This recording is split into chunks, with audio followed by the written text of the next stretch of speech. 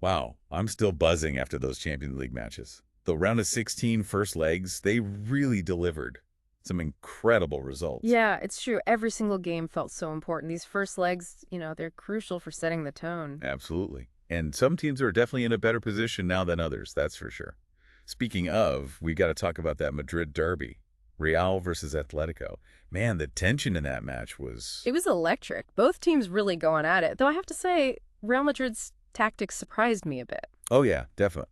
They came out with this really intense high press. I mean, you can see in the source material how much it unsettled Atletico in that first half. Exactly. It's not something we're used to seeing from Real Madrid, not to that extent anyway, but it worked, that's for sure. I mean, that first goal, that run from Rodrigo, it came directly from them winning the ball high up the pitch.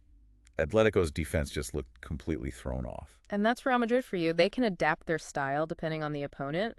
But you have to give credit to Atletico too. They didn't just crumble.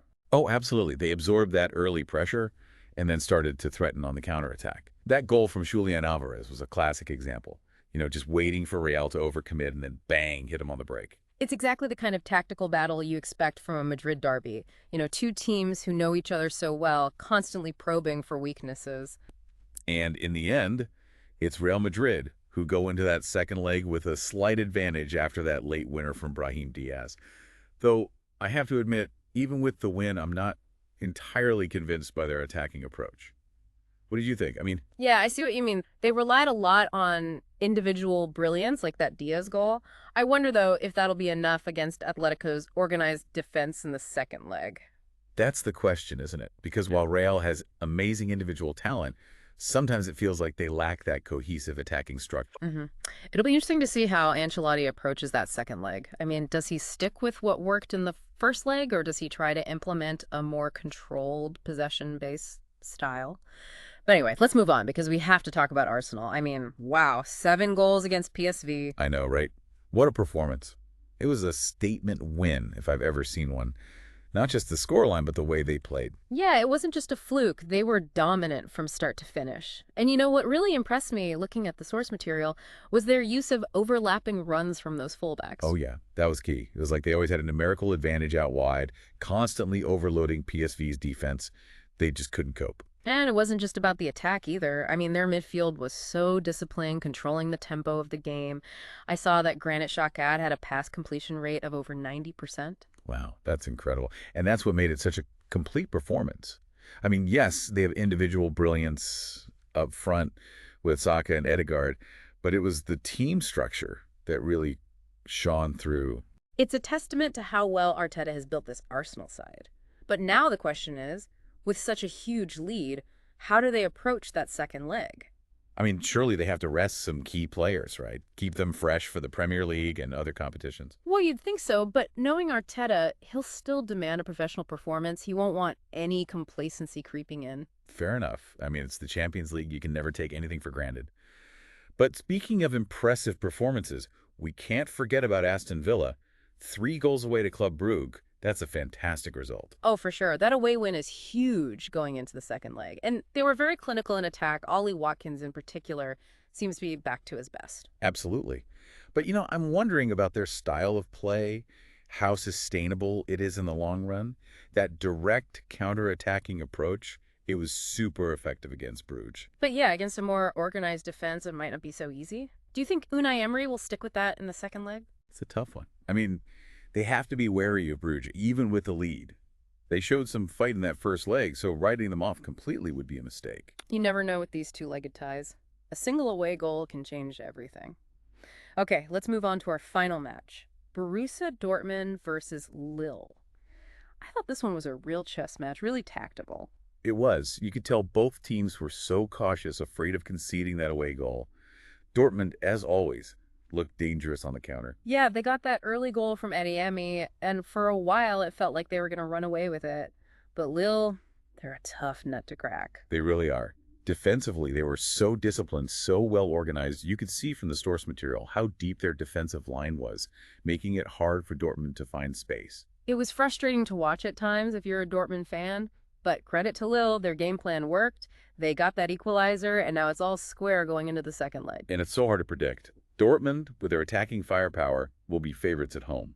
But Lille showed they're no pushovers. It's going to be a fascinating second leg, that's for sure. Who's going to blink first? Will Dortmund go all-out attack? Will Lille try to soak up the pressure and hit them on the break?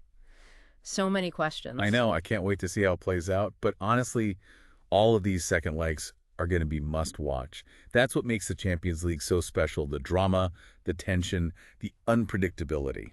You're right. And it's not just about the results either. It's about the styles, the different approaches to the game. I mean, we've seen everything in these first legs, from high pressing to counterattacking to deep defending. It's a tactical feast for any football fan. Yeah. And, as much as we focused on the individual games, I think it's time to zoom out a bit. There's some really interesting, broader trends emerging from these first legs that we need to talk about. I agree.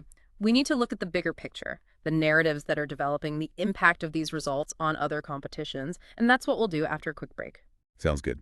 We'll be right back to dive deeper into the Champions League.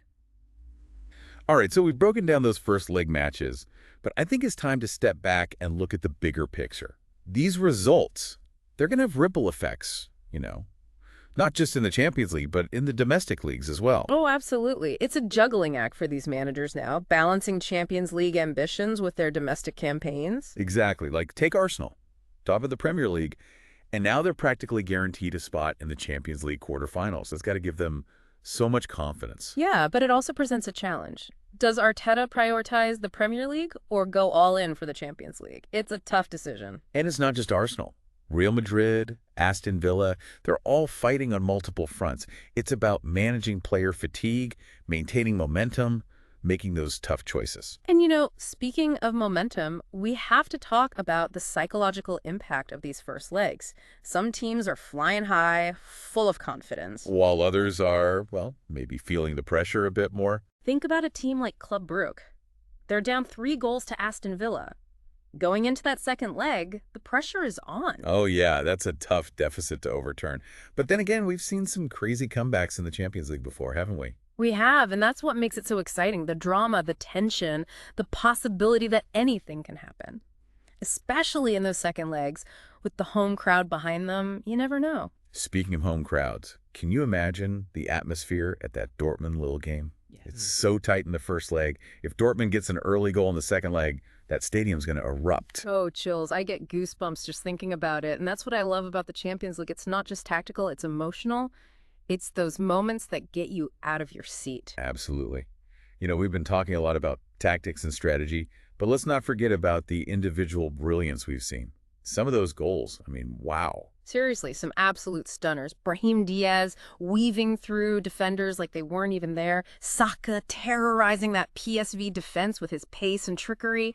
It was a joy to watch. Those moments, they're what make this competition so special. The kind of plays you just can't coach. Pure talent and instinct. And it's not just about the attackers either. Do you see that block Rudiger made on Suarez in the Madrid Derby? It was a game-changing moment. Oh, yeah, I remember that. You could see the frustration on Suarez's face. And those individual battles, they can swing the momentum of a tie just as much as any tactical masterclass. Absolutely. And sometimes I think we get so caught up in the bigger picture, the formations, the strategies, that we forget to appreciate those individual moments of brilliance. So true. And as we look ahead to these second legs, I think it's important to keep that in mind. Yes, it's about tactics, but it's also about individual performances, about those players who can step up and deliver when it matters most. It's those moments, those flashes of genius, that often decide these tight encounters. And those are the moments we, as fans, live for. Couldn't agree more.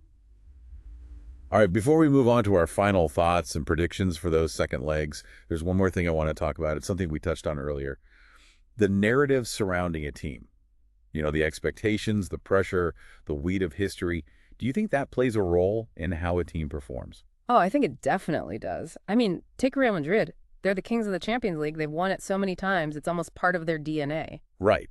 So when they step onto that pitch, there's this aura about them. Their opponents, they can't help but feel that weight of history. It's like a psychological advantage. Real Madrid knows how to win in this competition. They expect to win. And that belief, it can be incredibly powerful. But it's not just about the past, is it? It's also about the narrative that's being built in the present. Like, think about Arsenal. They haven't been at this stage of the Champions League for a while, but right now, they're on fire. Exactly. They're top of the Premier League. They just destroyed PSV. That creates a new narrative, a sense of belief that they can compete with anyone. It's like a momentum shift. And that can be just as powerful as any tactical advantage.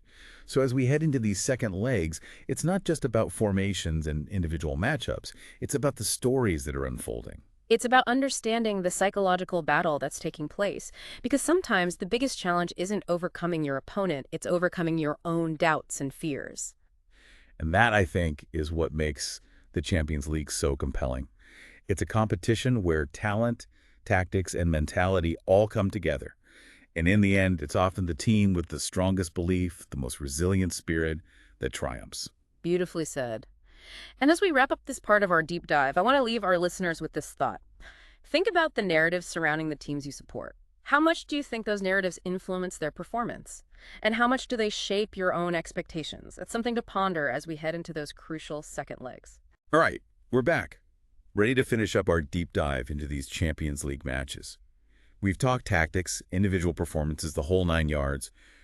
But, as we look ahead to these second legs, I keep thinking about that idea, the narrative, the story surrounding a team. Yeah, the expectations, the pressure, all of that. It's definitely a factor, especially in a competition like this. I mean, think about Real Madrid, right? They're practically royalty in the Champions League. Does that history, that legacy, do you think it gives them a mental edge in these knockout rounds? I think so. There's just this aura about them. They've been there so many times, won it so many times. They just have this belief that they'll find a way. It's almost like a self-fulfilling prophecy. The more they win, the more they expect to win, and it just becomes harder and harder for their opponents to break through that. Exactly. And it's not just Real Madrid. You see it with other teams too. Like, take a team that maybe hasn't had as much success in the Champions League, like, say, Arsenal. Yeah, they've been on fire lately. Top of the Premier League, that dominant win against PSV, they're building a new narrative, a winning narrative. And that can be just as powerful, that belief that they can compete with anyone. It gives them this confidence, this swagger that can really carry them forward. So it's not just about what happens on the pitch, it's about the mental game too. The expectations, the pressure, the story that each team is writing for themselves. It's all part of the drama. Because at the end of the day, the Champions League, it's not just about tactics and formations, it's about heart. It's about resilience. It's about who wants it more. Think about some of those classic Champions League comebacks, the ones that go down in history. Those teams, they didn't just have skill, they had this unshakable belief, this refusal to give up. And that's what makes it so compelling to watch. You see those moments of courage, of determination, and you realize that anything is possible. It's why we love this competition. It's unpredictable, it's emotional, it's full of surprises, and these second legs, they're going to be full of all of that. I can't wait to see how it all unfolds. Who's going to rise to the occasion? Who's going to crumble under pressure? It's going to be a wild ride, that's for sure. But for now, I think that's about all the time we have. It's been a pleasure, as always, breaking down these matches with you. The pleasure was all mine. And to all our listeners out there, enjoy those second legs, soak it all in, the drama, the goals, the upsets. It's going to be epic. And remember, the Champions League, it's more than just a competition. It's a story that's still being written, and we're all part of it.